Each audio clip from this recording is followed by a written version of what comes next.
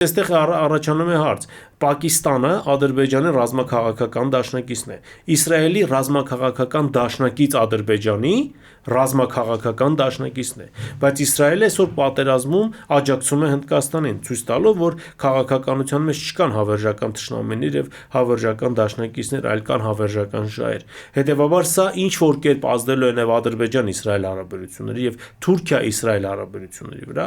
եւ ես կարծում եմ մեկ կարեւոր հանգամանք ըստ էության կոտրվում է սուննիտական եռանկյունու մի ոտքը, քանզի Պակիստանը միշտ էլ եղել է սուննիտական եռանկյունու մաս, որը հակակշիռ է եղել միշտ Իրանին, իսկ շիա Իրանի ազդեցության մեծացումը տարածաշրջանում միայն եւ միայն ձեռնտու է Հայաստանին։ Հետևաբար Ադրբեջանում Պակիստանի ազդեցության թուլացումը հօգուտ մեզ է լինելու, սա բերելու է Իրանի դիրքերի հզորացման, ինչը իհարկե իբրև բարեկամ պետություն միայն եւ միայն ուրախալի է։